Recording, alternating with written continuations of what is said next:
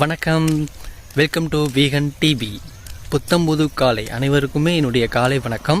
இன்றைக்கி வந்து பார்த்தீங்கன்னா எதுக்காக இந்த வீடியோ அப்படின்னா, இன்றைக்கி நான் சீக்கிரமாக எந்திரிச்சிட்டேன். கிட்டத்தட்ட ஒரு 4:45 வந்து பார்த்தீங்கன்னா எந்திரிச்சிட்டேன். அதாவது வந்து பார்த்தீங்கன்னா நைட்டு சீக்கிரமாக நீங்கள் எவ்வளோ சீக்கிரம் தூங்குனீங்களோ அவ்வளோக்கு நீங்கள் சீக்கிரம் நீங்கள் காலையில் எந்திரிப்பீங்க.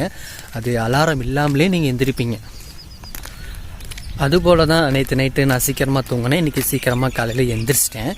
ஸோ அப்படியே ஒரு வாக்கிங் போனேன். காலையில் அப்படியே எந்திரிச்சிட்டு மெடிடேஷன்லாம் பண்ணிவிட்டு அந்த கொண்டைக்கடலை நைட்டே ஊற வச்சுட்டு காலையில் அந்த கொண்டைக்கடலை எடுத்து சாப்பிட்டுட்டு கொஞ்சம் ரிலாக்ஸ் பண்ணிவிட்டு சரி அப்படியே சும்மா தானே இருக்கும், ஒரு சின்ன வாக்கிங் மாதிரி போயிட்டு வரலாம் அப்படின்னு சும்மா காட்டு பக்கம் அந்த மாதிரி வாக்கிங் வந்தேன். எங்கள் பக்கத்து ஊருக்கு.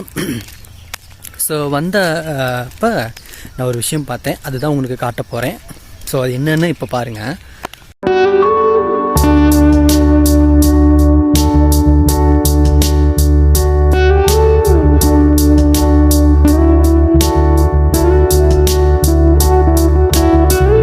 இது என்ன பூ அப்படின்னு உங்களால் கெஸ் பண்ண முடிஞ்சால் சொல்லுங்கள் கமெண்ட்டில். ஸோ இந்த பூ வந்து பார்த்திங்கன்னா இன்றைக்கி தான் நானே பார்த்தேன். ஆக்சுவலாக இந்த பூ வந்து பார்த்திங்கன்னா ஒரு மரத்தில் இருந்துச்சு.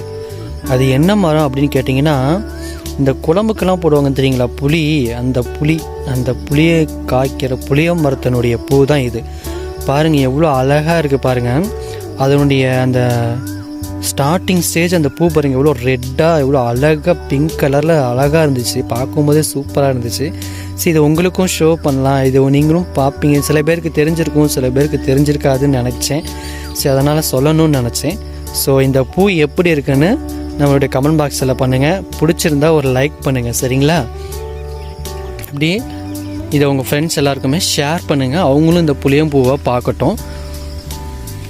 இந்த காலை பொழுதில் அற்புதமான வேளையில் உங்கள் எல்லாரையும் சந்தித்ததில் ரொம்ப மகிழ்ச்சி சொல்லிக்கிட்டு உங்களிடமிருந்து விடைபெறுகிறேன். நான் உங்கள் கோபி. நன்றி, வணக்கம்.